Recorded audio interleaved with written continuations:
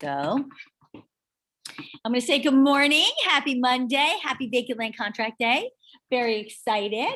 Yeah, you might want to grab them. So I'm going to share my screen and we can start chit-chatting away. Let's see what we got.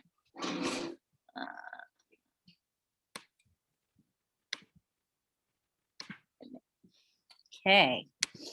Participants. There we go. Good morning, Miss Carolyn Vander Zyden. Good morning, Miss Maria Smith. All right, nobody needs to see my mail because that's like horrible to look at. And let's see our participants again. All right, so we are going to get rolling, guys. So a couple of things we're going to talk about. When we talk about vacant land, I've tried to put most of the things in here you'd ever need. So we're going to focus on the contracts today, but there is a vacant land listing in here as well. And if we do have some extra time, we will look at the listing contract as well. But today we're going to be looking at vacant land sale. And you'll notice a lot of the stuff is very similar. You've got your contract, obviously our PSER disclosures, the coronavirus addendum, you know, in case you need it. Now we have two things here. We have a vacant land disclosure, so instead of the seller's disclosure, and then we have an addendum to vacant land contracts. Let's just take a quick peek. We're going backwards. We're starting addendum, then we'll jump into contract. This is for a backup contract.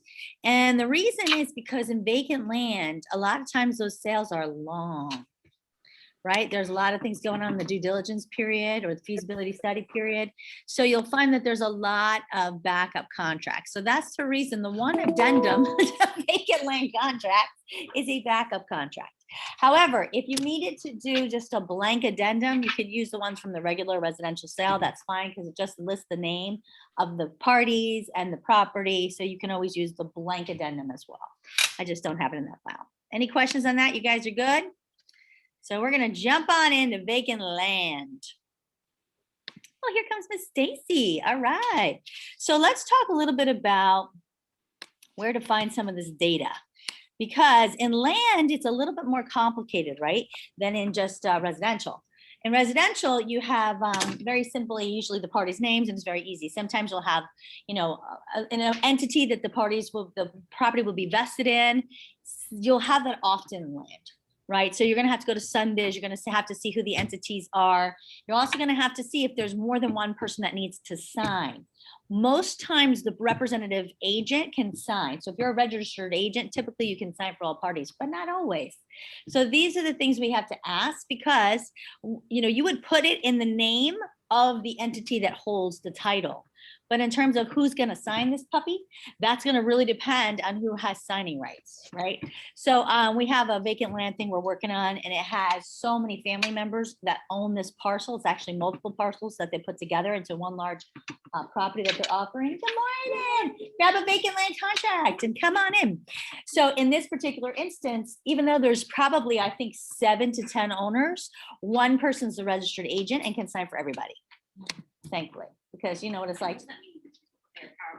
I love that. Thank you. Great question. It's not really a power of attorney. When you go ahead and you incorporate, then you'll put somebody as the person who can be in charge of signing for everybody else. So they don't actually have power of attorney over the other people, but they have signing rights. And it could be different in the way that they invested and how they, you know, have set their entity up. So that could change. But sometimes you'll see they'll always see a registered agent, right? It's the main person you contact. When you look them up in Sunbiz, let's take a quick peek. Let's look in Sunbiz real quick. This is where you go, not Sunstats. I love Sunstats, but that's not where we go for this. We go to sunbiz.org. Now, a lot of times people are DBAs too, and that will search that as well. You hit search records by name. And let's get a name of a parcel of land. Anybody give me a business name? Anybody have a business name? Okay, that was fabulous. And it went nowhere. Okay, an entity name. Let's call it Sun. Let's search. You'll see there's Swag. What do you want to do? Are you Soul Swag? I was going to say Soul Swag. LLC. Like that? Yes. No, S-O-U-L. S-O, oh, like soul, like you got soul. Yes. All right. We're going to see who owns this. Now I'm curious. Soul Swag. I'm thinking it's Tony too, but let's take a peek and see how this baby is. So notice you have different ones too. You have Soul Swag. Oh no, it's Soul Sweat. Okay. But sometimes you'll see LLC Inc. of the same name. Doesn't mean it's the same property. So you've really got to make sure you are really familiar with playing in Sunbiz. So we know it's Soul Swag LLC. We come in here and we can see that it is an active corporation.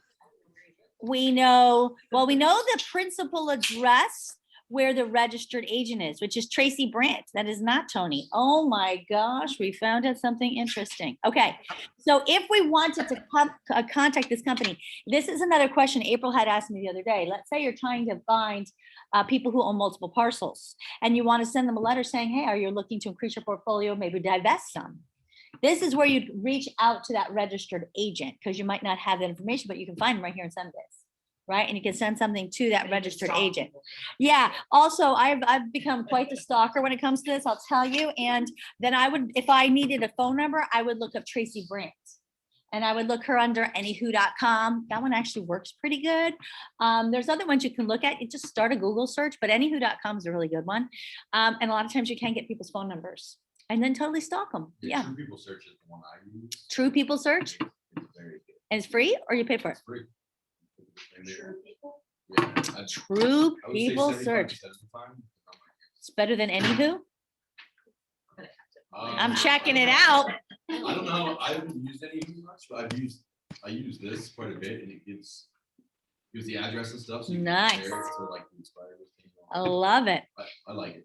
Okay, we're gonna all check out True People Search. Okay, so here you can see also in the Sunbiz, it gives you the annual reports, if anything has been amended. Sometimes an amendment may be a change of registered agents, by the way.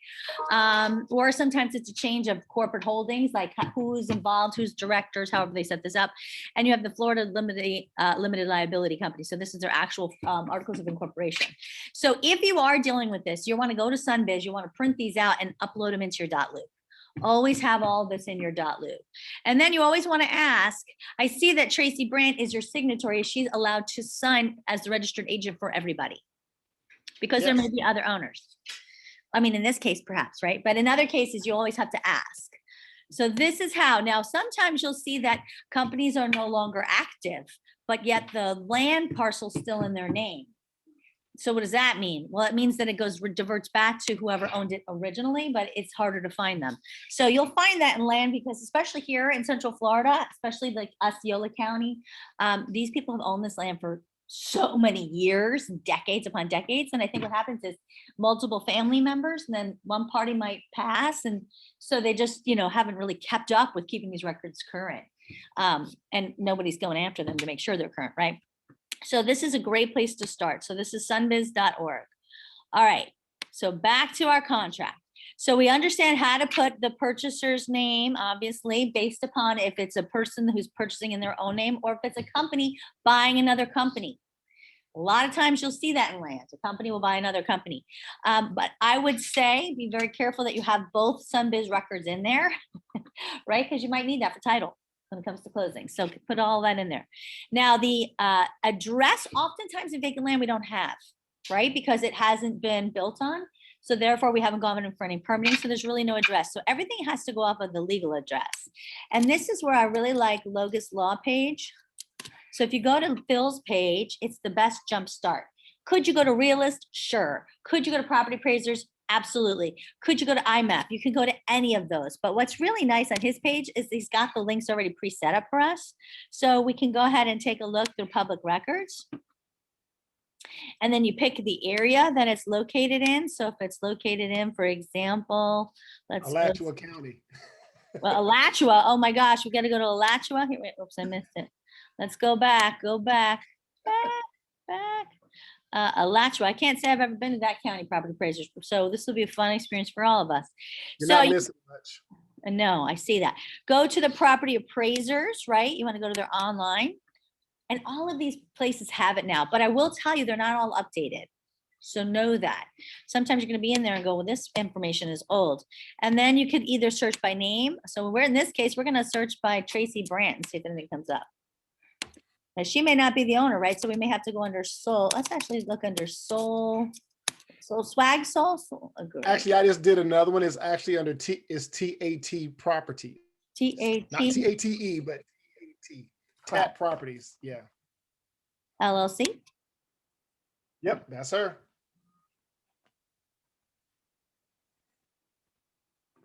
Okay, so here we go. And now we get all sorts of information up. Here's the brief legal description, but this is, as it tells you, not to be used on legal documents. You know, you're gonna have to, you can use the plat, see section, township plat. So you're gonna wanna get the full property legal address, and it should be down here. Let's see, where's the whole legal address? The Alachua counties is weird. Okay, where's the full one? Very weird. Okay, information. That's super strange. Okay, usually you would have everything here. For some bizarre reason, we don't. It is not homesteaded. Interesting. Yeah, I had to pull it from the tax collector's office for that county, the legal description. Well, then why would you send me to Alachua? Thanks, Tony. No, I was just following along with how you were leading us. Down the path of Alachua County. Okay, so if that's the case, obviously, then we have to move right along and look in another place. Usually you would have, so he would say, go to the tax collector in that instance, but we're just gonna look into Orange County. We're gonna make our lives a little simpler. Gosh. Yeah, we're gonna do, because the internet is slow enough as it is. I can't even get it to, all right, here we go. Orange County, come on. Oh, good goodness, now we're back. All right, let's take a quick peek under Orange County. Anybody know of a parcel of land in Orange County that we've been looking at? We're gonna look at under the property appraiser. And it's better if we have some kind of ID or something. So let's say, oh, I closed out my MLS. Again, see, you can put in all sorts of things here. Parcel ID number. A lot of times, by the way, if it's a vacant land and we're looking at zoning, and we need to talk to the zoning department, you're gonna wanna get that parcel ID. That's what the strap or the folio number or the parcel ID, that's what they're gonna refer to when they're looking up the zoning, land use, future land use, all of those things. That's the number that you're gonna wanna use. Owner name. All right, anybody got a property address or anything that we could use here? Let's pull up. Yeah, anybody? You know? want to use the one I gave you last time, Carrie? Sure, Marima, give it again. I like it. 12th Avenue is all I got for you. That's 12th Avenue, and then it's Orlando, Florida, 32833. 12th Avenue, Orlando. Let's see. Oops, 12th Avenue, Orlando, Florida, 32833. Uh-huh. Let's see. See if we can find it. No. Okay, what happened there? 12 Orlando.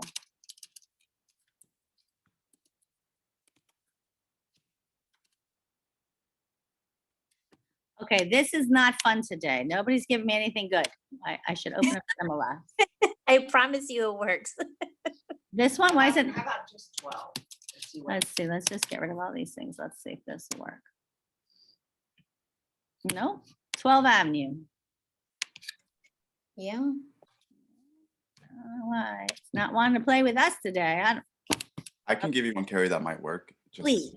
That would be great. What are you gonna give me? The owner name, the property address? I have the parcel ID number. It's on Even MLS. better. Go ahead, give it to me. Love it.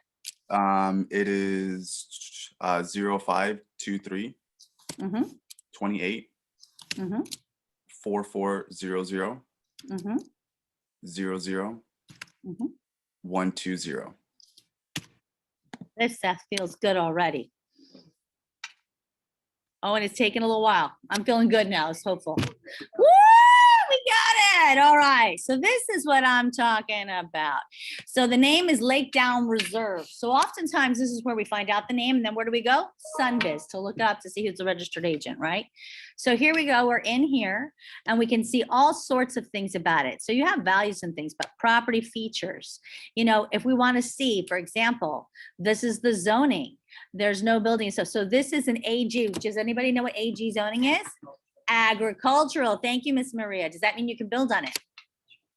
Not really. You got to change it to residential, but usually agriculture has included in it future land use of of residential. So you'll have available things you can do with property as it stands based upon, it could be agricultural 10 acres. We don't know what is set as agricultural, right? There's like these huge wide zoning things that you have to look at. But within that, they'll have certain things you're allowed, well, it depends on what it is. If it says 10 acres and there's a little barn on it, well, what do you want to build on it? It may give you the right to build a house. It may not. Depends on how much is buildable land, how much is water. Like there's a lot that goes with that. So usually agricultural, when you build on it, they usually turn it to residential. Typically, people like agricultural. If there's one house and you have a farm, they keep it ag because you get the tax write-off. So that's why you're going to do this. But let's say somebody wants to buy this and they want to build, because let's say it's a large parcel of land. I don't know how large this is. It's 8.39 acres. So let's say I want to build on this. I can't leave it ag. If I want to build multiple units on this, I have to go to zoning, not me. The buyer would go to zoning, and what would they do? They would need to see with the zoning folks, if this is possible. First, I'd check what the future land use is. Does the future land use allow for what's called PUD, planned urban development? If that's part of the future land use, that means it's a very simple path, hopefully, to change the zoning to make it go from agricultural to PUD, or sometimes it's called PD, but PUD, planned urban development. The other thing that if I know that it has it in the future land use, it will also have to know, does it require a public hearing? These are things that could take a very long time. And if it does not get approved for the public hearing, what does that mean?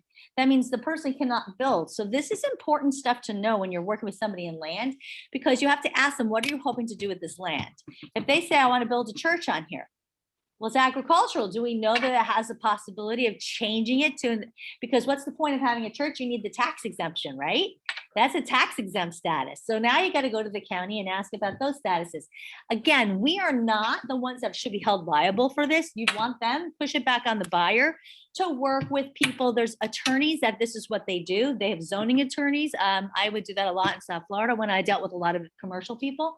But you need to understand the big picture parcels, how these things all work together. Because it's very hard to have these conversations, especially with investors, when you don't get this, right? So if I'm having a conversation with somebody who wants to buy this and build on it, they want to build multiple units on here. I say, wow, 8.39 acres here. This looks like a fabulous opportunity. But first things first, we got to go check with the county to see first, if this is listed by another agent, I'm going to ask the agent, what is the future land use on this? Right? Have you looked into rezoning to make it PUD or at least residential? How do you find out where the future land use is? You have to go to zoning. So Okay. you have to call. So is this located in a city of or an unincorporated Orange County in this particular instance, or in the county? I'll tell you, in South Florida, that's fun because everything's different. You got to know exactly where that parcel is located. And then you reach out to that entity, be it the city, the state, the county, whatever the case is, usually not the state. And then at that point, you'd ask them, tell me more about the zoning. What is the current land use? And what is the future land use? Now in Osceola, about probably 4 or 5 years ago, maybe even 6, they did a massive replanning of their future land use. So a lot of things changed. They also changed their coding system. So this is another thing. Just because one thing is coded one way in one county or city does not mean it's the same in another. Really fun. So you really have to be able to get a little bit versed in reaching out. When you speak to the zoning, they'll ask, what is the parcel ID number or the strap or the folio number?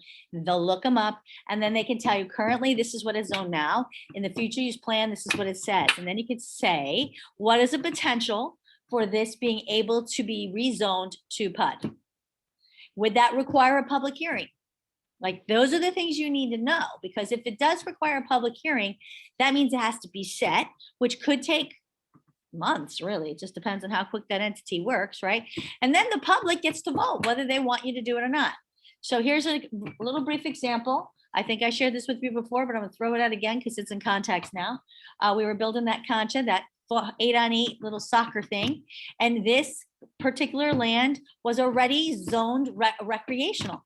It already had recreational in its land use. So why would we have to rezone it, right? Well, because outdoor recreational required public hearings. Now, strip clubs were good, but outdoor recreationals were not. So we had to set for the public hearing, which actually took over 6 months. And So you have two choices there. You either are going to have to include with an extension that due diligent period, and we have an addenda here for zoning, which we'll look at the zoning addenda that will allow us to have a contingency that will carry on through the zoning and through the public hearing. And if the public hearing does not go the way we want it to go, the buyer can then get their money back. Now, it's not unusual in land for people being willing to sit through that, because the reality is land does not move that fast. So, but these are the things that you have to know. There are addendas, and I'll show you where those are, located in Florida Realtors documents. It's a zoning addenda that allows for those public hearings. It allows them to go through that zoning process while maintaining a contingency that will give them the opportunity to get out. Or what we did in our particular case is we just really extended out our feasibility study period. We made sure that our due diligence period was, we put it out a year. And that's not uncommon. There's many builders who buy parcels and they'll have 2 years on that due diligence because there's a lot of things that have to happen during that, but we're going to get to that. Any questions about this so far? Yes, Carrie, I have a question. Sure. So with that zoning, and I know that you said you're going to mention it, the zoning addendum, do you recommend putting that zoning addendum with all vacant land contracts, or just ones that are having issues with rezoning? Just ones that the owner that's going to be the buyer who's going to be purchasing it wants to do a rezoning and wants to make the sale contingent on the possibility of that. You know, it's kind of like throwing in a, I'm not gonna say defective drywall because it actually pertains much more, but you know, throwing in an addendum that doesn't match, that's not necessary with a residential contract. It's the same thing. If you have no intention to rezone it, you want to buy it agricultural, maybe in the future you'll do something with it, but right now you're looking for a tax write-off or whatever, then there's no need to throw that addendum in there. You follow me? Yes, perfect. Thank So you. we're gonna come down here to Florida Interactive Forms and we're gonna look at zoning. And here they are. Now there's two. What? We have a Chris and we have the Florida Realtors, right? We always say the Florida Realtors because that's the contracts we're using. I'm going to keep mentioning that because every time you go in there for an addendum, I want you to stop and say, is it Chris or is it Florida Realtors? All right, let's look at this. So this says buyer's obligations are expressly conditioned upon buyer at buyer's expense to apply for and obtain rezoning or a change of land use. Those are two different things, zoning and land use. You might not need to change the zoning, but you need to change the land use, right? And that's kind of more to your point, Maria. Could be agricultural, but it doesn't maybe necessarily have that land use in there. So you need to change the land use, not necessarily the zoning, right? So it just depends on what it is. Okay, going back, rezoning or land use to the described property, to the zoning or land use in the category of. So this is what we want it to be, PUD, residential, like what are we trying to change it to, or a land use that we're trying to change it to? Under, is it county or city, right? Because we have to put that for their ordinances and land use regulations. Buyer's obligations are further conditioned upon obtaining the comprehensive land use amendments. So this is a big thing. Again, a lot of cities and counties will change that comprehensive land use plan. So they have to get the land use plan that could be necessary to permit for permitting and rezoning. Where do you get that? The zoning department, right? They're the ones who have it.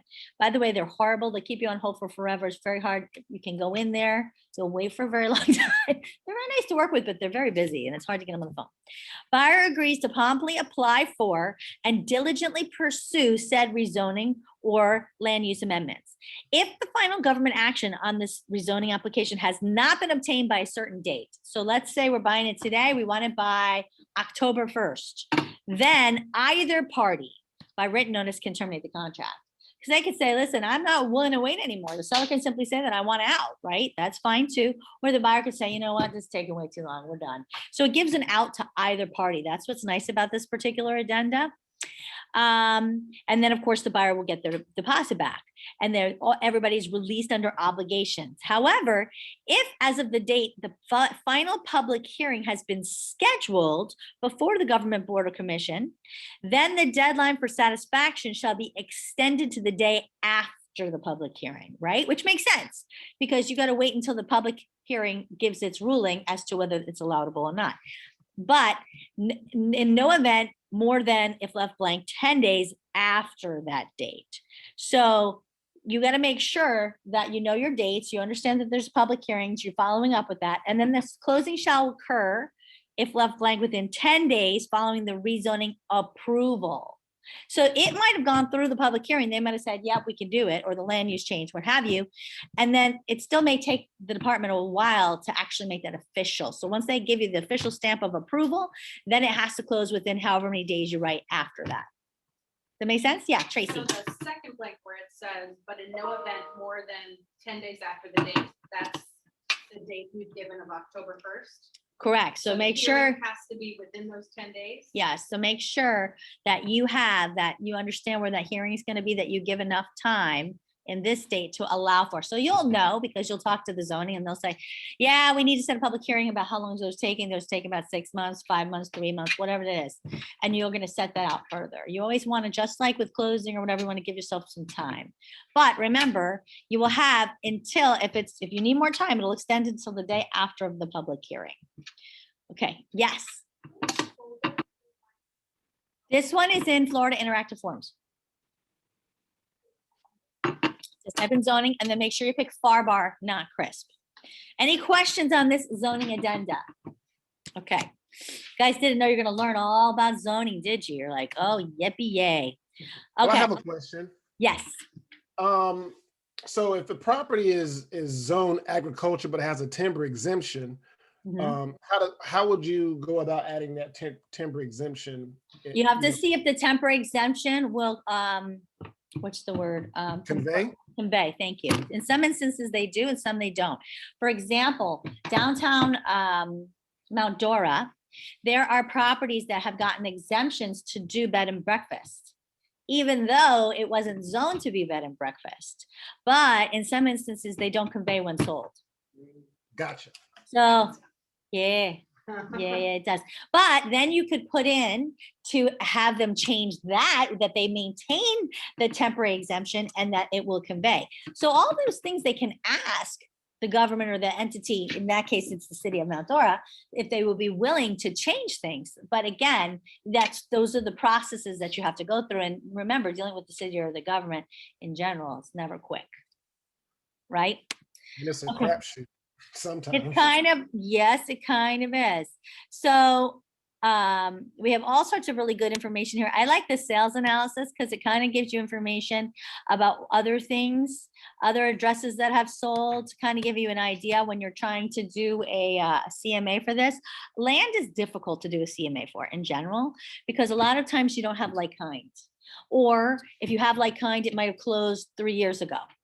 And, remember, an appraiser is going to account for timing different, then they're going to account for area different. So in some instances, if it's a large parcel, that's a lot of money, I would recommend getting an appraisal done.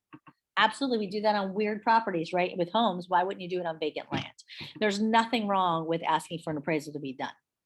I think it's a very good process to follow. Harry, You know what? You could do it while you're under contract because you have the feasibility study, right? Yes, who asked the question? oh, I did. So that was literally my question. So you recommend doing it before or during the feasibility? You can do period? it during the feasibility period, because who wants to spend money, right, for an appraisal that maybe the property then goes pending under somebody else? Gotcha. I wouldn't. Okay, so everybody's clear. This is how we get our information. This is where we can get our legal descriptions, we can get our values from, we can find out who owns it. We can go to all of Logos laws, awesome shortcuts. I'm sure there's other places. Again, you could go to IMAP right from if it's in the MLS, you can go to IMAP, you could go to Realist. All of those places will also give you, RPR also gives you a lot of information, but I'm gonna tell you, I don't like RPR's changes. I'm very upset about them. I hate them. Really don't like them at all. So one thing I'm finding is that it like, for example, Alejandro, on your land piece, which is residential land, it was giving us a commercial CMA. You couldn't select that you wanted to do residential. So it's giving us traffic counts. Well, nobody cared about traffic counts. So, but in that case, we used Cloud CMA. All right, so we're clear here. Now, section, township, all of these things that we're seeing right here, we see we've got that already off of the property appraisers and the real property ID number. Now, including all improvements existing and following the additional property. So, did they put fencing up? Did they put a farm up? Did they put some ranches out? Like, did they put stalls up? Like, what did they put in there? Usually vacant land, not much, but you could have something. All right. Now here, this is very similar to a regular contract. So let's take a quick peek at this. The purchase price, right? And then you want to make sure, just like in a regular contract, you're putting down everything about the escrow agent. Now, I'm going to make a suggestion here. If it was me representing a big land deal, I would always, there's two things. It depends on the price of it. When I would represent the buyer on a large land deal, I would advise the buyer that they pay for their own attorney to do the closing. So they will lose the benefit of the seller paying for, you know, obviously the insurance, the title insurance, but who cares? In my opinion, if it's a large parcel, whoever holds the money is in charge, right? So if it's me, I would suggest, I'd say, listen, you can go one way or the other. You can put it in theirs, and then they're going to give you some money back at closing, or you can put it in your own, and then you've got somebody only in your corner. That's how I would go personally. If it's a small land deal, it might not matter, right? I mean, a couple $100,000. Would you use two title companies? Or- In that instance, yeah, I would use our own title company. So our title company would be closing it, not theirs. And because of that, just like in residential, then they won't pay for the, you know, the title insurance. Okay, now I would never also make any kind of deposit accompany an offer. That's up to you if you wanted to do that. Obviously your seller, but your buyer, but I personally would go with the standard will be delivered to the escrow agent within blank days, right? After the effective date.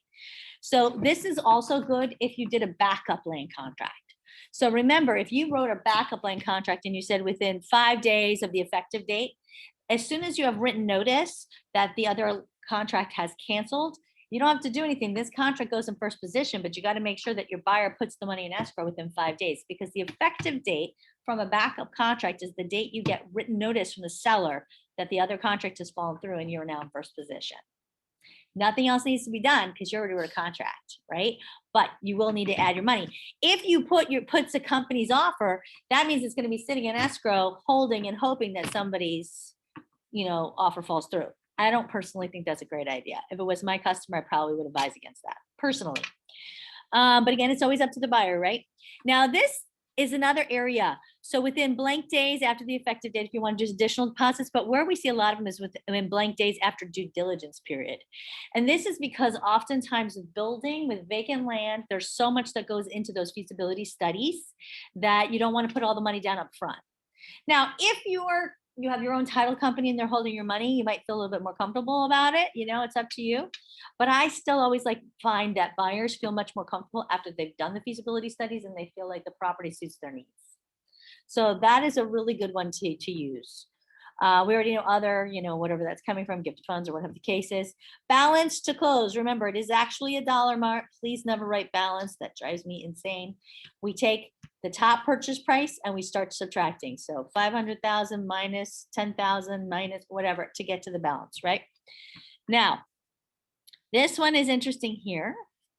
Complete only if the purchase price will be determined based on the per unit cost. So you'll find this. If you look at a lot of vacant land, a lot of times they don't give you a price. They give you a price per either price per acre, price per lot, price per square foot. So see, it tells you right here, what is that price being based off of?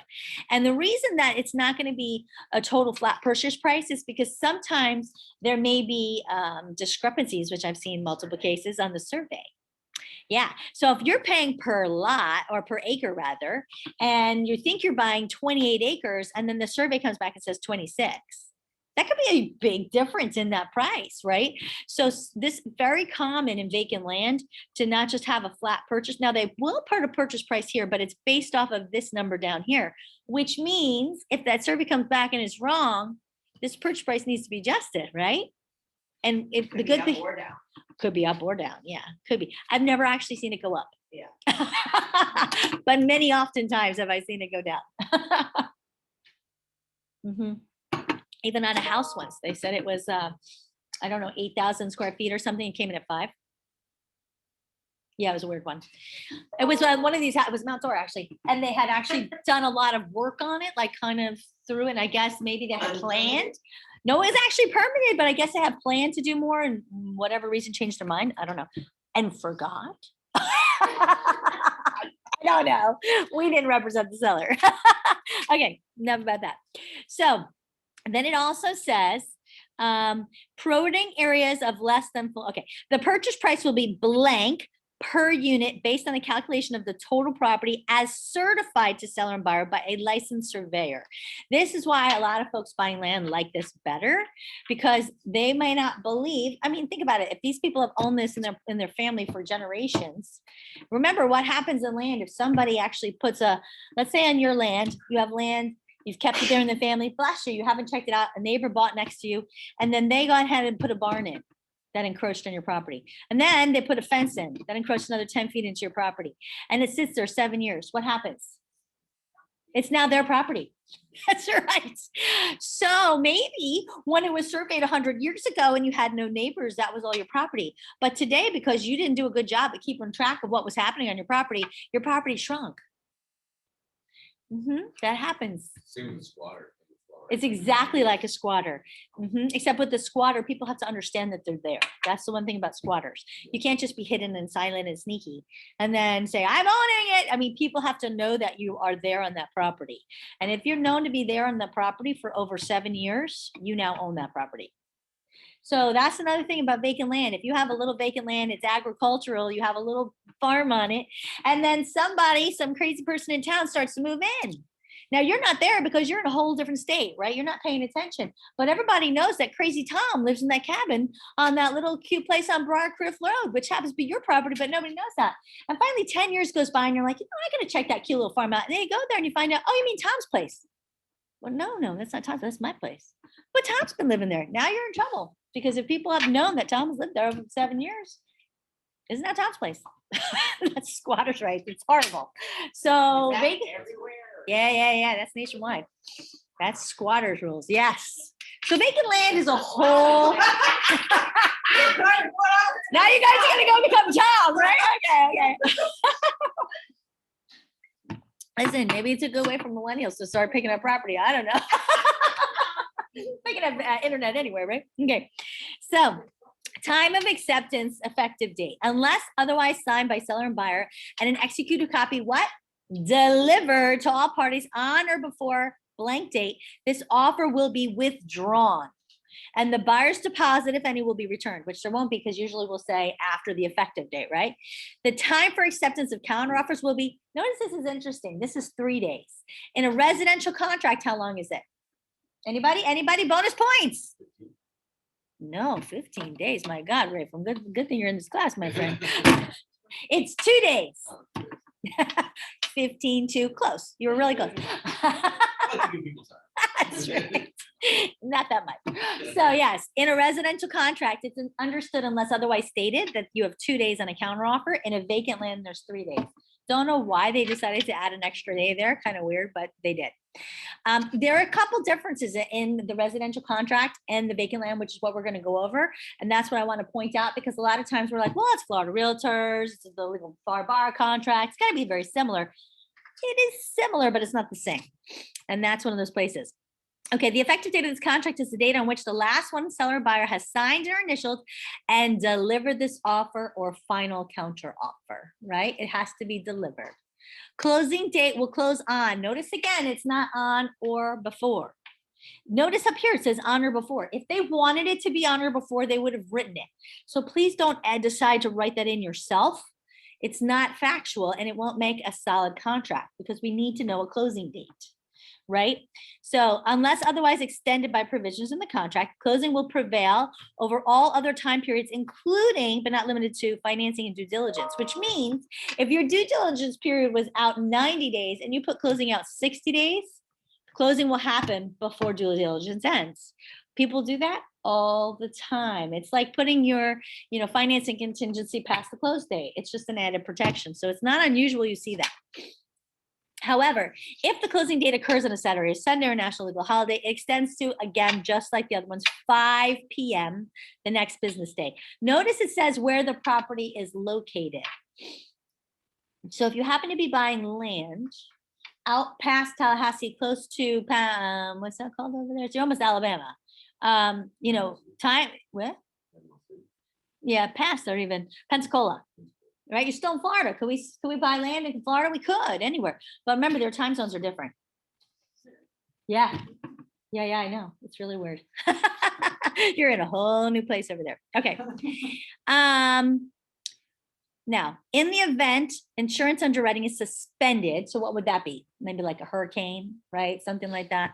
On the closing date, the buyer is unable to obtain the insurance. The buyer may postpone the closing for up to 5 days after the underwriting suspension has been lifted. So we know that there's an impending hurricane. We have no idea if it'll hit, but they probably stopped finding insurance, what, maybe 2-3 days before? I think Sal probably holds out one of the longest, but there's some that will close like right away and others I'll hold out.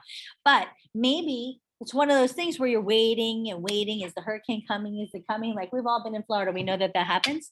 In this instance, again, it will go on until 5 days after the insurance has begun binding again.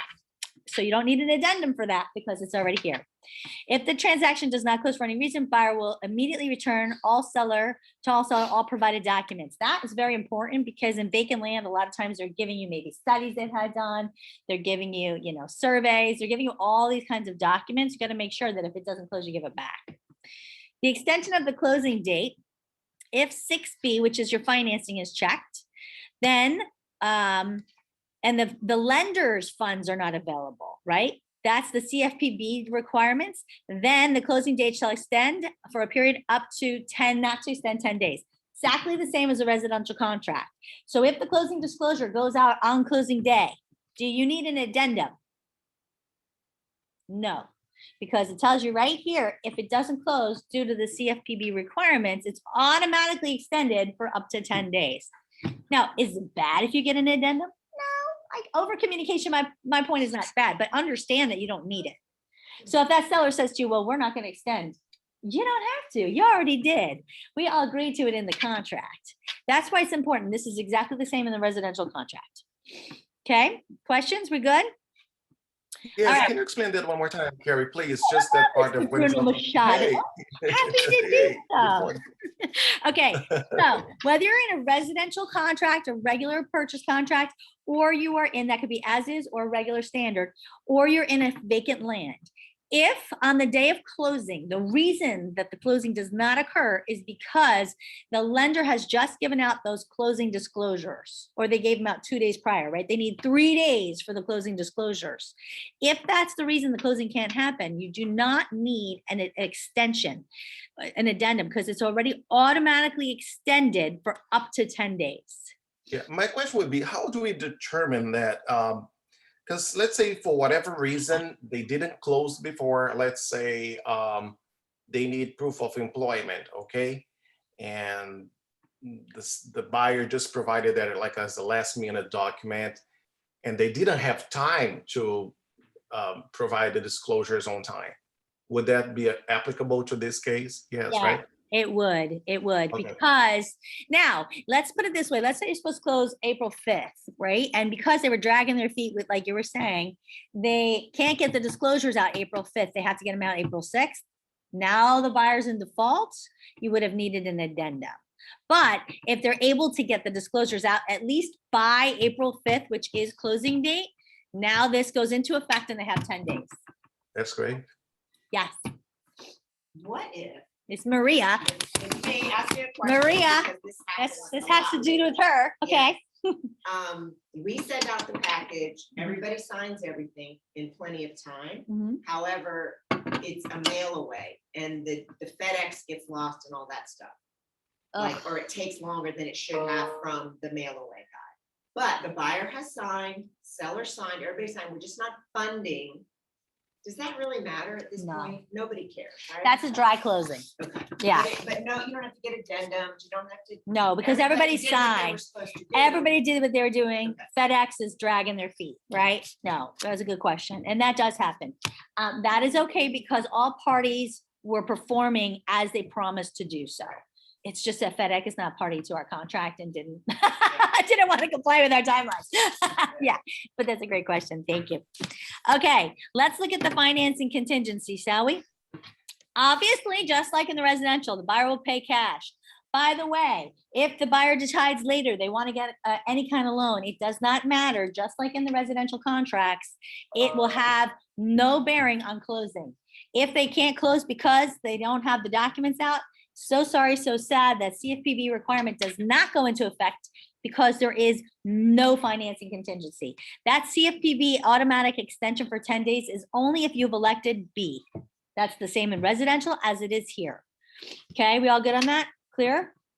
Okay, so this says the contract is contingent upon the buyer qualifying for and obtaining the commitment or approval. It's funny how they say commitments or approval, right? Within blank days after the effective date. Same thing, within 30 days if you don't write it in there. The buyer will be applying for financing within blank 5 days, exactly the same, and will timely provide any credit, employment, financial, and other information required by the lender. If the buyer is used after using diligence and good faith cannot obtain financing within, let's say 30 days, like they said here, then either party may terminate the contract and the buyer's deposit will be returned. Again, very similar to a regular one. If they find out for whatever reason they can't get financing within, say, that 30-day period, they have to notify in writing and they get their money back. Good. Now they break down the types of financing. This is where it can vary more so in vacant. Obviously, new financing is typically what we see, where the buyer will secure a commitment from a third-party financing of. This is where we write not a percentage, but how much are they getting? So if it's a $1 million property and they're going to be getting 500,000, you write 500,000 or 50% of the purchase price. This is about the loan amount, right? That's what they're asking for here. This is where you say, is it a fixed rate not to exceed what percentage? Notice it doesn't say if left blank then prevailing rate.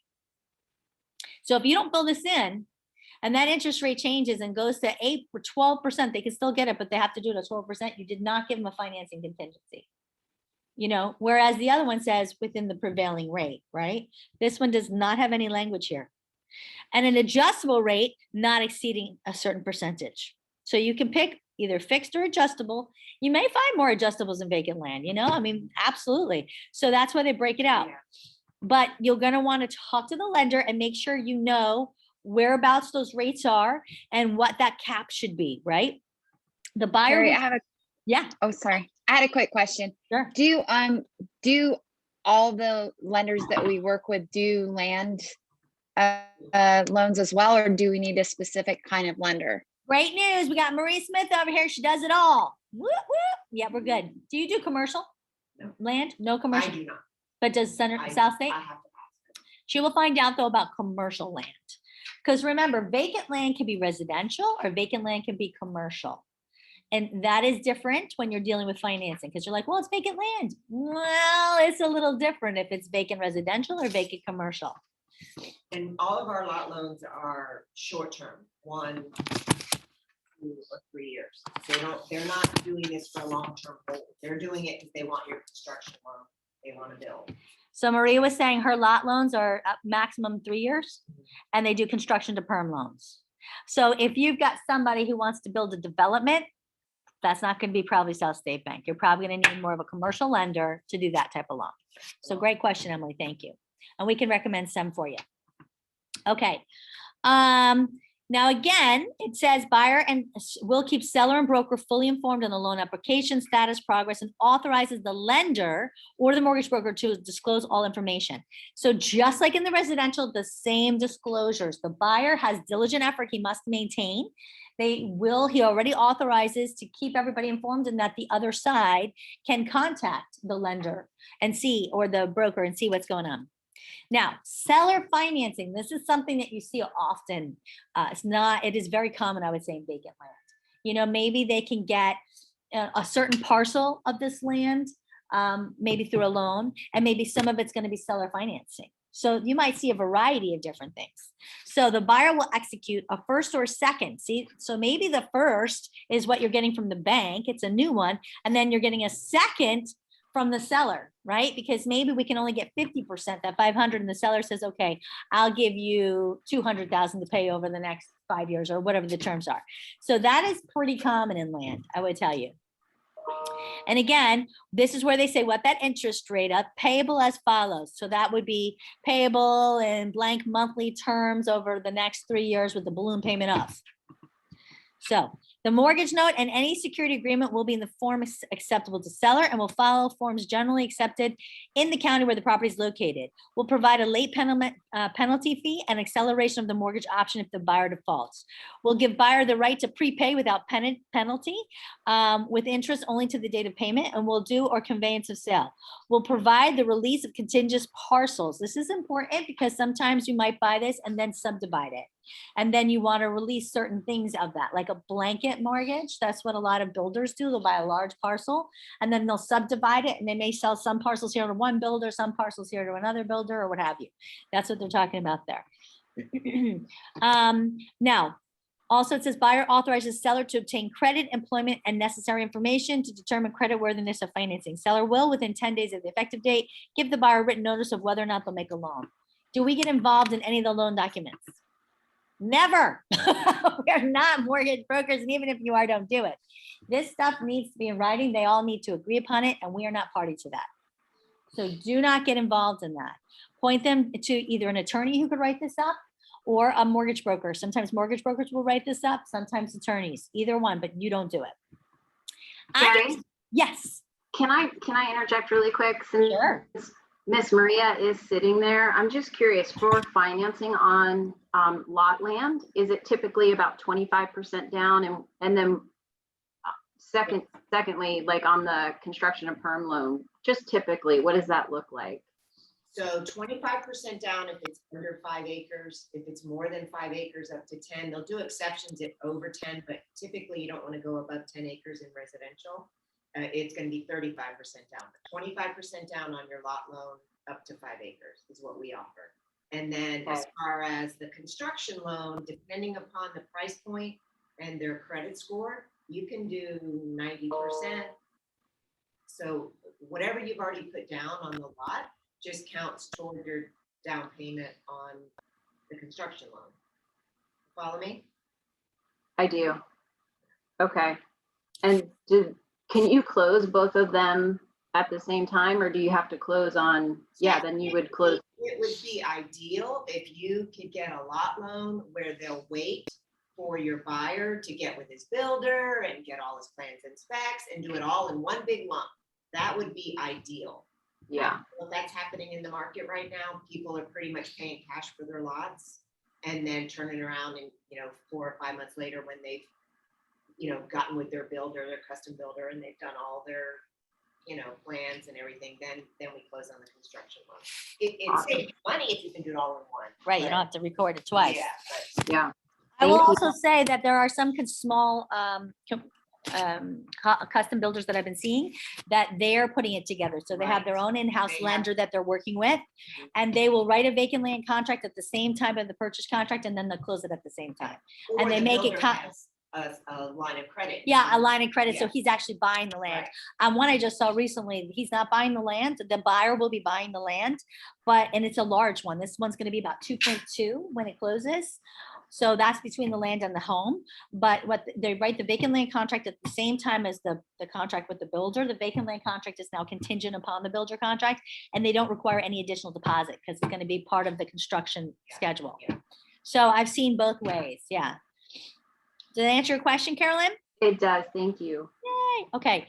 Mortgage assumption, we'll take a quick peek. I know we're running a little late and I don't want to get to the good stuff, but buyer will take take the title subject to and assume pay the existing first mortgage.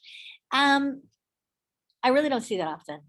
I mean, really, I don't. The rates are so good now anyway, too. I really can't imagine that there would be a need for this. But there's so many things that went with mortgage assumptions. Did they make it a wraparound loan? Did they make it a blanket loan? Like, are they trying to make money off of it?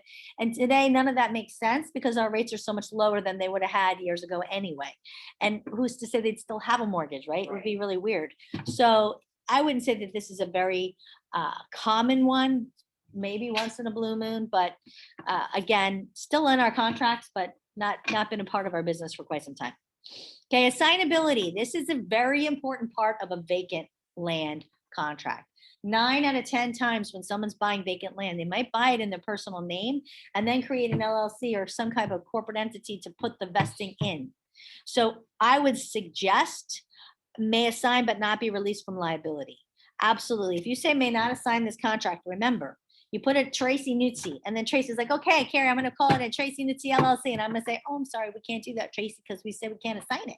And she says, well, what do you mean? I want to put it in my company name because I gotta write it off and blah, blah, blah, blah. And I say, well, you can't after you close, you can re-record it. Tracy's not gonna like me and she's never gonna use me again. And she's probably gonna tell everybody I don't know what I'm doing. So suggestion, always ask the customer.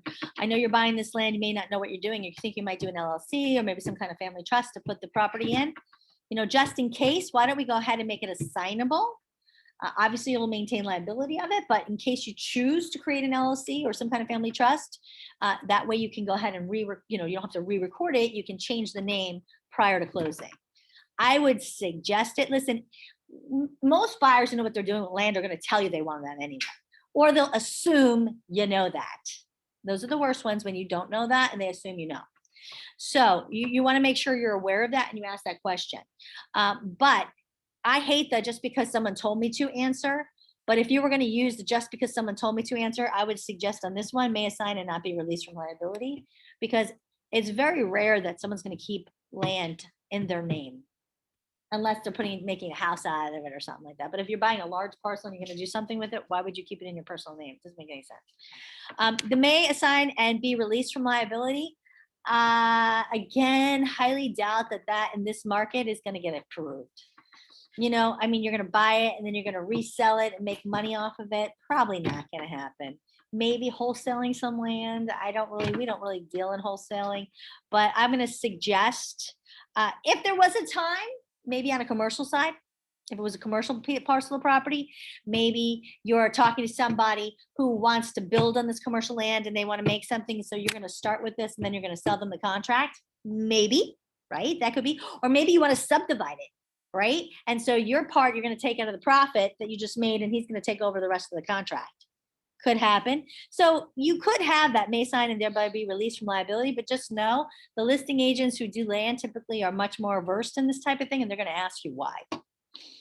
So you better understand that. Okay, title. The seller has legal capacity to and will convey marketable title. Where this gets confusing, it's the same thing as residential, right? You can't sell something unless it's marketable title. If it has some kind of cloud on the title, you cannot sell it. Can we sell land that does not have an egress and ingress, which means that it can't be accessed? Can you sell that? You still sell it. Not on the MLS, you can't. No, you have to be able to access that parcel. So those poor people who bought the swamp land years ago, we have had many of them try to list property with us that there's no egress or ingress. We can't sell that. We can't put that on the MLS. It has to have some way to get in and out of that property. Now, oftentimes you'll see in these large parcels where there'll be one road that they'll deed the usage rights of that road to these multiple owners around it. So as long as it has some form of deeded access to and from the property, you can sell it. Because a lot of this is vacant, right? It's raw. Nobody's ever done anything with it. But if there's no access way and it's sort of landlocked, right? There's all owners around that. You can't sell that. Can't do anything with it. What are you gonna do with that? Yeah, we've seen many people we've had to say, I'm so sorry, but we can't sell that. Yeah, when they said they sold swampland in Florida, they did. Okay, so, and sometimes it was just land that's just not usable. So know that. Okay, so typically statutory deed, that's a statutory warranty deed. That is your typical deed. That means that they're warranting from the beginning of time to today. Anything that anyone's going to claim that they have rights over this, no, they don't. We've owned this the whole time. We know we have it. Special warranty deed, oftentimes a builder will buy something. You'll see special warranty deeds coming out of builders all the time. If you buy it from an REO, some kind of short sale or foreclosure, probably a special warranty deed. Don't touch a quick claim deed. That doesn't mean you're buying anything. Be very, very careful with that, right? They use the quick claim deeds to clear any kind of clouds on a title, but you don't ever want to take ownership of a quick claim deed. Who owns a quick claim deed? Really? Here's a quick question. We're at a bar in Bahamas. And I say, hey, Maria, I got this awesome piece of land, but I just can't use it. It's on a lake in Windermere. It's beautiful. It's an acre. Listen, I'll sell it to you for a quick 100,000. Maria's like, heck yeah. She gives me 100. And then Tracy sitting next to me. I say, hey, Tracy, you're from Florida, right? I got this beautiful piece of land. I'm going to sell it to you for 150. Sure. She buys it. Then I sell it to Rafe. I gave Rafe 200. He bought it for me 200. Who owns that property?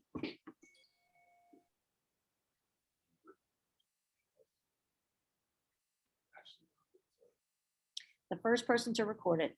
Original owner. The first person to record it owns it. If Tracy ran down faster, she owns it. If Rafe beat her to the door, he's gonna own it. Whoever records that property first is the owner. What happened to the poor people who bought it? Buyer beware, caveat emptor, right? That's the whole point of that. I mean, I'm in the Bahamas and I'm no longer there because I've just jetted off to another island. Sorry. I got more land to sell. And that stuff does happen, guys. I mean, not often, but it does, just so you know.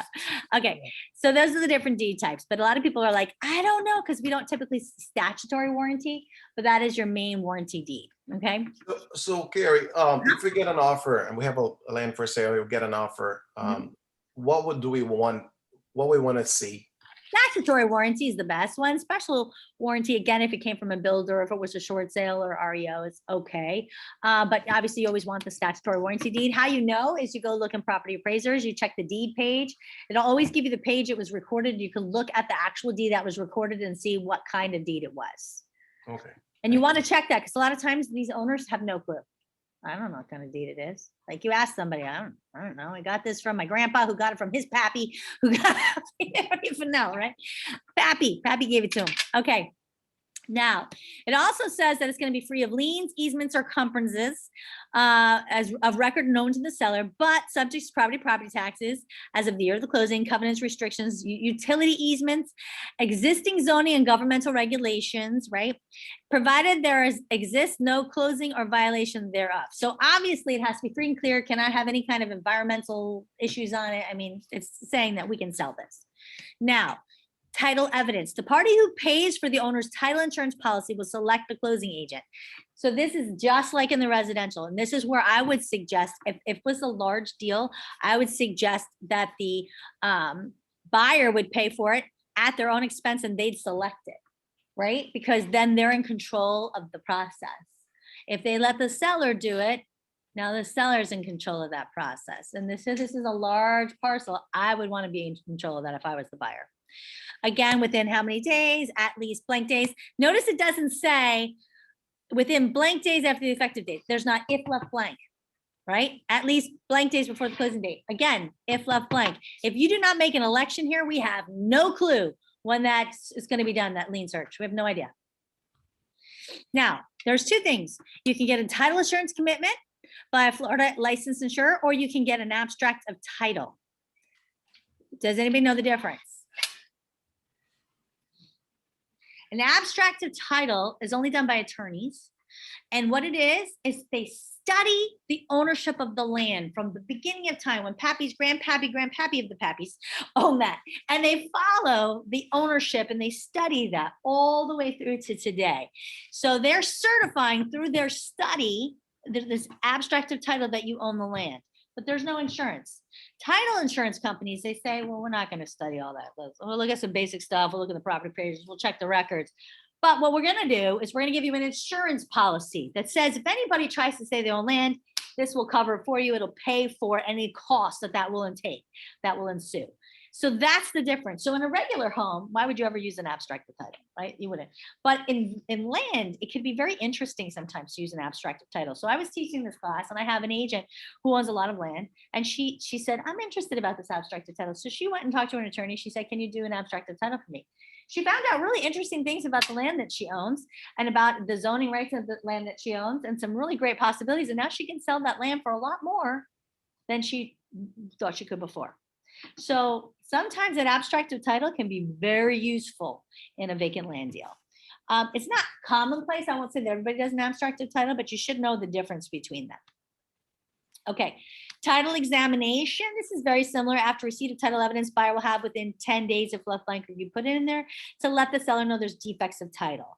If the title will be deemed acceptable by the buyer if they don't deliver notice within that time frame. So you might find out on the 11th day that there's defects of title. Well, you just missed it. You lost your right.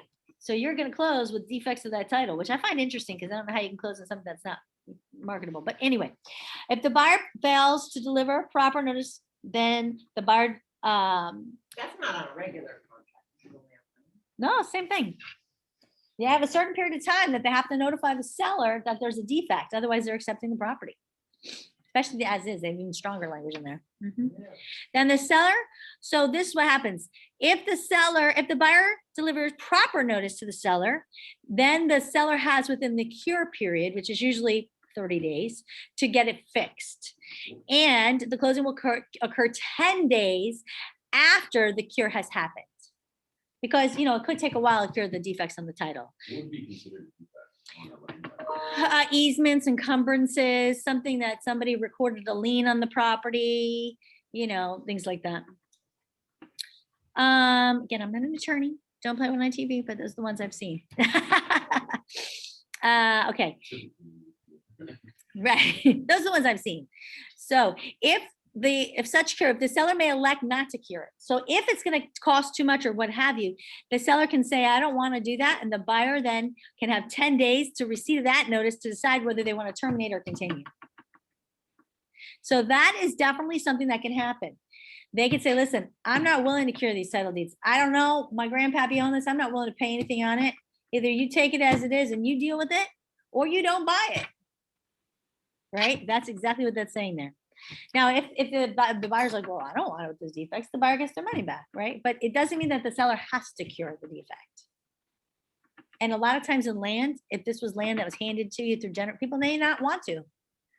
But maybe you could renegotiate the purchase price, right? This is where it says right here that you can do obviously anything like that, because you're going to close, you're going to accept the contract, and you're going to close the transaction without the reduction in the purchase price. But could you say, well, let's renegotiate? You can. But if you just follow this contract, you're closing just as it is at that price point. So be aware, you would have to go through a renegotiation of the contract. Otherwise, it's not assumed to have happened. But if you're getting financed, you still have your financing contingency because we're not gonna close. You're not going to close, and you're not going to give, any kind of financing on a property that doesn't have clear title. Right. Right. So, but and a cash contract, though, they're stuck with it if they didn't. say Right. something. Right. Exactly. Yeah, you're right. The financing, because you have a financing contingency. If you're cash, you're cash. Okay. Which, by the way, a lot of land deals are cash. Yeah. Also, the thing I see a lot lately is people who think that they're investors who have no clue what they're doing. And they're using agents who are residential agents who don't understand land. And so I see like a big old pot, which is called Recipe for Disaster. And I'm a little bit scared about it, which is why we're having this. You have to understand land. Land is a different beast altogether. Okay. Oh, I'm a little over. Everybody okay to go on a little bit more? Here, this is important. Okay. Surveyor, buyer may at buyer's expense have the property surveyed. If you're getting a loan, you're going to need it, but I would always recommend that. And must deliver notice to the seller within 5 days after receiving the survey, but no later than 5 days before closing of any encroachments on the property. That's, somebody who built a pool and then added landscaping, and this is all on your property now, right? This stuff happens, right? So that's what they're talking about here. Encroachments of the property's improvements on other lands, or deed restrictions, zoning violations. Any such encroachment or violation will be treated the same manner as a defect, and the seller and buyer's obligation will be determined in accordance to paragraph 8B, which again, 8B is the same thing with the 10 days. Exactly right. Egress and ingress, that's getting access to and from the property. Seller warns that the property has this. You see, if it doesn't, they can't sell it. They're saying you can get to and from the property. And we're not talking about through a, some kind of a helicopter or something. You actually have to be able to access that. Okay, property condition. This is the big one that makes this different. Seller will deliver the property to the buyer at closing in present as is condition, with conditions resulting from buyer's inspection and casualty damages. If any accepted, the seller will not engage in permit or permit any activity that would materially affect the property's condition. So you want to do some kind of test that could really affect that property's value, the seller can say no. Right? Now, here's the due diligence period. I would say, why every time would you ever say no due diligence period? I have seen people say that. Why would you not want to give your customer the opportunity, if they chose to create, for example, on that custom home we're talking about for 2.2 million, they gave us that vacant land contract with this check, no due diligence. But clearly within the buyer's contract, it states that they're not doing any soil study, and the buyer will be responsible to anything that has to do with soil poor soil condition, and therefore they won't even warranty any problems that may arise from any poor soil conditions, but they're not giving them any due diligence. So we said, heck no, because I went through that contract with a fine tooth comb, which, by the way, really funny story. The contract was written by Phil. So we're like, before we went through that contract really closely, and we don't like a couple things. So, I mean, it represented his sellers in the perfect way, which is why he wrote it that way. But for the buyers, no. So we want to change it to here, because here it gives that seller the opportunity, and you can extend this. So it's 30 days typical, but you can make it 60, 90, 180, 2 years, whatever you need. Builders oftentimes will do months here, even a year. Depends. If it's total vacant land, there's so much study that they have to do to make sure they can build what they want to build on that property. So here's some of the things they're going to look through. Phase 1, phase 2 environmentals, right? They're going to investigate to see if that land is going to be, and this is very important, the buyer deems necessary to determine if the buyer's satisfaction of the property, the engineering, architectural, environmental properties, zoning restrictions, subdivision statutes, soil and grade, availability of access to public roads, water, other utilities, consistency with local and state and regional growth management plans. Listen, the growth management plan may say we're going to put a road coming right through this property. There's a lot of things that you got to look through, like in vacant land. Doesn't mean that the city hasn't already decided they want to put a road right through it, right? Available permits, governmental approvals and licenses, and other inspectors the buyer seems appropriate. The property must be, if the property must be rezoned, the buyer will obtain the rezoning form from the appropriate government agencies, and the seller will sign all documents that the buyer is required to file to get this. The seller gives the buyer and its agents, contractors, and signs the right to enter the property anytime during this period for the purpose of doing all these tests, right? And that the buyer, their agents assigns, they're going to hold them harmless, right? So they're entering at their own risk. The buyer is indemnifying the seller, saying we're not going to charge you if someone falls, or that's important, because the seller doesn't want all these people on their property if they're all going to sue them, right? So they're holding them harmless for anything that they've done. And the buyer will not engage in any activity that could result in a construction lien. So they can't do any work on that and add a lien prior to the seller's written consent. If this transaction doesn't close, the buyer will at their expense obviously fix any damage that they've caused and bring it back to the state that it was in before they started. Before the expiration of the due diligence period, the buyer will deliver written notice, always written, to the seller, if they determine whether or not the property is acceptable. If they fail to do this, guess what happens? They're accepting it as is. So if you don't give written notice that you want it or you don't want it, you're accepting it as is. If the property is unacceptable to the buyer and written notice of the fact is timely delivered to the seller, contract's terminated and the buyer gets their money back. So they have the opportunity in their sole discretion to determine if the property suits them. And they could do any test they want. Now, why did I talk about soil? Does anybody understand what percolating is? So this is a big deal, and I can tell you because one of my communities was Centerline, Bronson's Landing. We had a huge issue with percolating. We built on top of the Johns Waterway. We had to move all sorts of entryway. It was insane. So we brought in a lot of topsoil. Well, the topsoil is beautiful, right? We brought that in. It wasn't the problem with the topsoil. It was the soil below the subgrade levels. So what the perk test does, especially here in the state of Florida, we don't just have sprinkles like today. We have torrential downpours, right? So what they're testing for is how quickly does that water go into the ground? Exactly, move through the different layers. Might go through the top layer really well because we brought a beautiful topsoil, but if you have really poor layers below that and it puddles and pools, well, guess what? Bronson's puddled and pooled, had horrible percolating tests. So then we had to have 3 different designs by our engineers how to build that lot so that that water, if it were to pool, would not come back to the house, and that we'd make sure that it was in green areas that had nothing to do with the owner's property rights. We did this, we went over this. It took for so long. I can't tell you how much time and energy cost it took the builder to do this. We built the homes in accordance to the plans. Guess what happened to some of these homes? Pulled right up, came into their pool areas and into their covered lanais. Now Centerline, because they're a good builder, broke it down, redid the whole thing, brought tons of soil in, raised the whole thing up. You know how much that costs to redo old people's property like that? A fortune, but it wasn't worth their reputation. That particular builder I mentioned said that they're not liable. $2.2 million home they're building, they're not liable for any of that. So if they don't have percolating tests, they don't see how well that soil perks, they build a home based upon what? The knowledge that we think it's going to perk well? Like, right? So now they built the home and now you still have flooding. It comes into their pool, it comes into their backyard area. What happens? The builder's not liable because they said so in their contract. So when you're dealing, especially in high dollar, where they're buying the land and buying the property and you're buying it from a builder, read that builder contract How expensive really is well. it? A perk test, that's a great question. I don't really know because usually we hire an engineer to do the whole thing as part of the environmental and all that.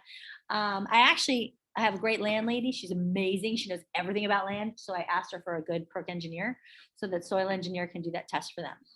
Now, this wouldn't be as big a deal if you're buying one of the infill lots in a subdivision. Should you still do all this as a buyer? So if the subdivision's built out and you see all these pre-existing homes and they don't have any problem with flooding, I would say probably it'd be really weird that your particular lot would. It'd be like that gray cloud that follows you, right? That's pretty unlikely. But in this particular instance, she'd be the first home in the community. What do we know? Does she have Nothing. more money than sense? Well, that's why we recommended. That's why the agent came to me and said, Carrie, can you go through this contract with me? Because these are the things we're looking for. And they took the time to call out that they are not responsible for soil or subgrade problems. What does that say? They know there could be, right? So I don't know about you guys, but that to me is a huge red flag that I'd say, ding, ding, ding, ding, ding. And then they said, no due diligence. Ding, ding, ding. And it's 2 million just for the lot? Or No, the no, whole the package? total purchase would be about 2.2 million or 2.4. It's expensive. It's gonna be beautiful, but it's not so beautiful if the water starts coming into your pool and it's no septic tanks in these, but yeah, that's good. Okay, any questions about that? Because that is really the most important part of that contract, that you understand the diligence period. If your seller's like, yeah, I'm not gonna do anything, I would still check it. Still give them, what if they change their mind? Right? It's another safety net. It's a cancel for any reason clause. If there was a cancel for any reason clause, there it is. They get to decide in buyer's sole and absolute discretion if the property is suitable for them. That is, to me, the best protection you could give your buyer. Why would you ever say no? I don't know why. Okay. So there, I'm not going to kill that one anymore. Governmental regulations, obviously we understand how that works. Flood zones, buyers advised to verify the survey with the lender and the appropriate government agencies which flood zone the property's in. Notice they say buyer. It's not on the seller. That one's on the buyer. The buyer has to do their due diligence. Right? So what if the seller put the flood zone in and it was wrong? It was an old flood zone, because doesn't FEMA change all the time? So if FEMA had changed that flood zone requirement and it wasn't updated in the MLS, is that listing agent responsible? No, because per the contract, it's the buyer. They're being advised that they have to verify, not the listing agent. So if you're the buyer's agent, the buyer's going to look at you and go, what the heck happened here? You didn't tell me that. Because although we clearly state, if you don't understand anything about the contract, please seek legal advice. We're not attorneys, but they're still going to blame you. So my point is, understand what's in here, right? Coastal line construction control, not really an issue here. I will tell you, this is a big thing if you're selling any land in like Lakewood Ranch area, big, lots of changes over there. So if you're ever in an area that is outside, anywhere on a coast, I would not waive your right to the survey. But if you are here in Central Florida, obviously we don't really have an issue with the coastal line, right? Our coastal line's okay. What does that mean? So essentially, there are a lot of these lakefront towns. What they're doing is they're changing because you have a lot of erosion and there's a lot of problems with the water. Like in Lakewood Ranch, the way that they had done all of the underground water, local, public sewage and all that, that's all being redone.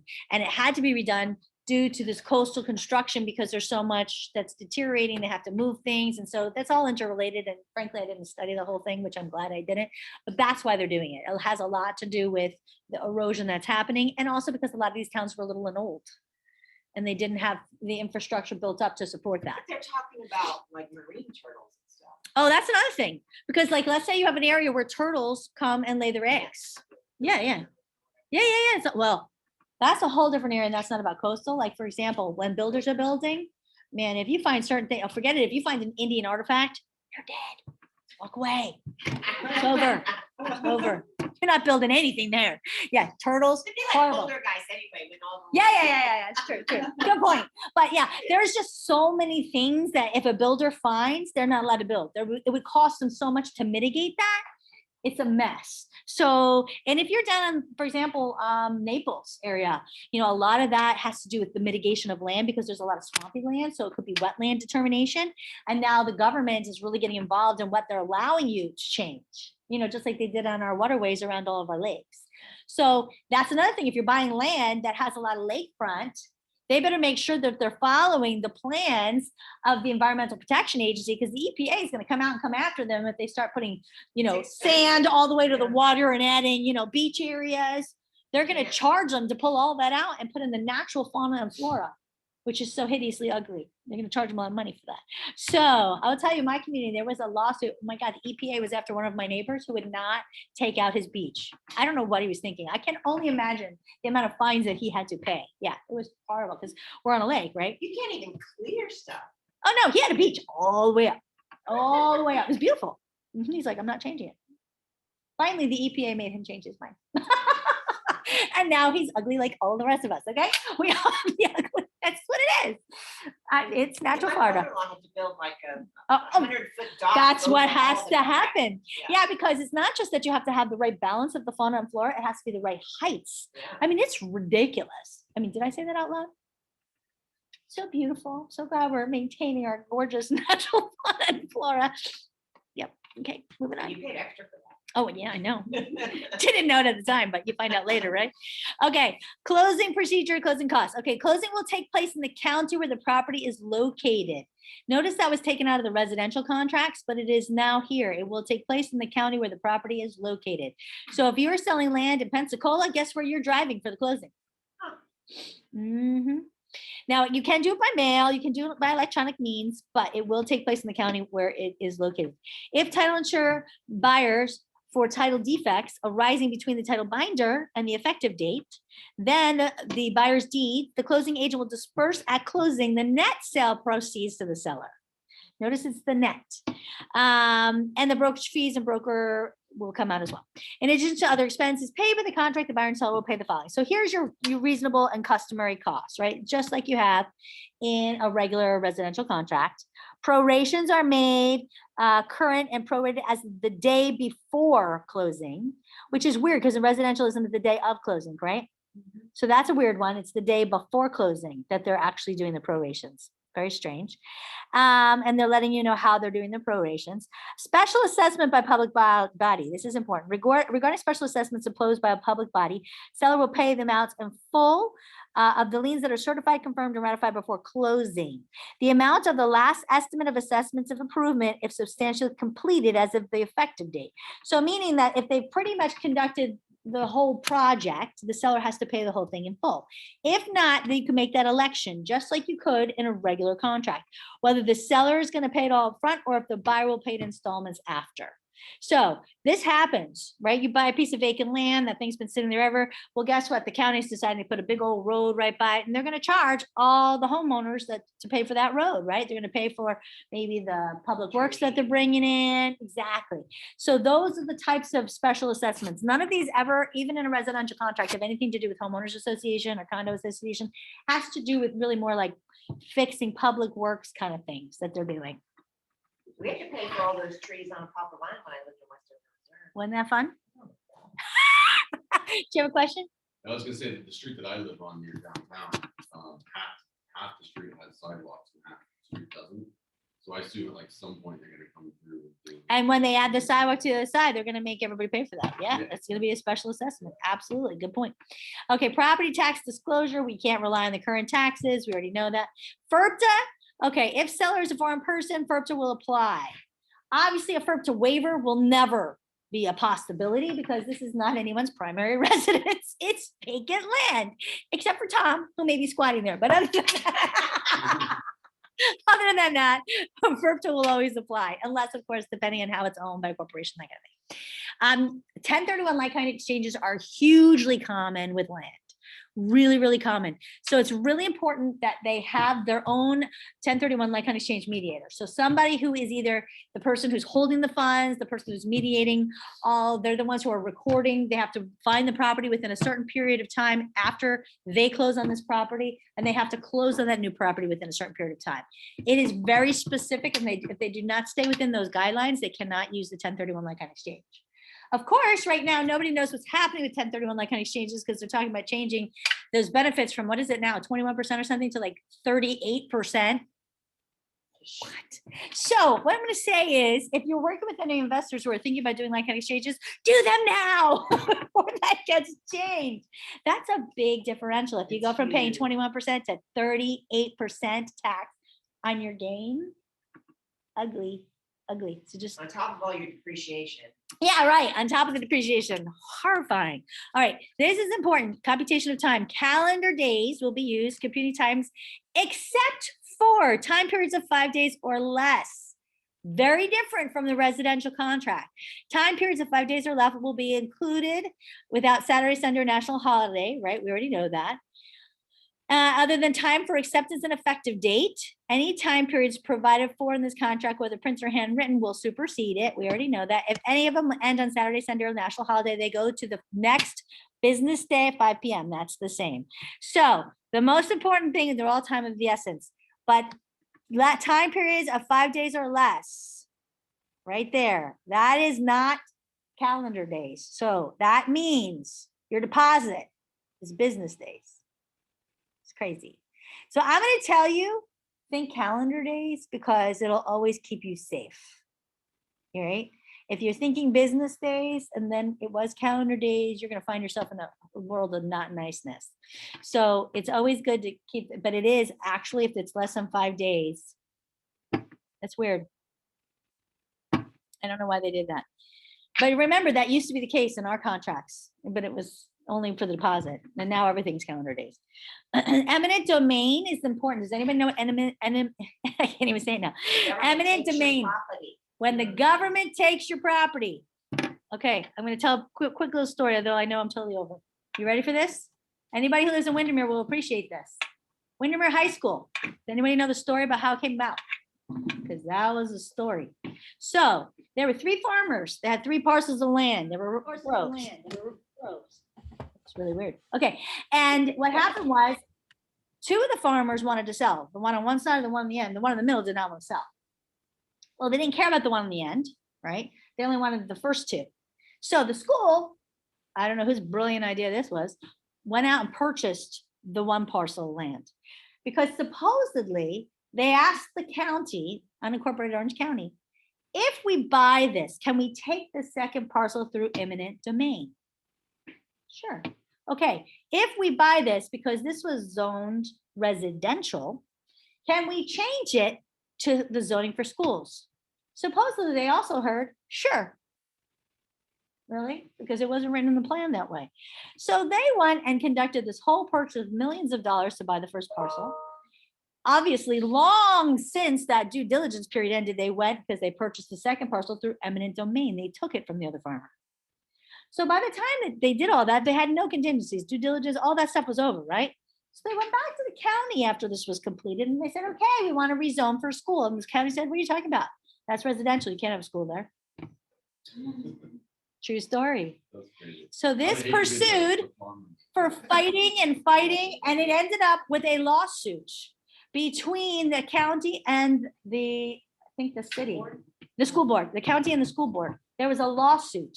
And that's how Windermere High School got actually decided to be built, was through the agreement and settlement of that lawsuit, which is why you cannot have a field on the property of Windermere High School. It has nothing to do with the fact that it didn't have space, because you did.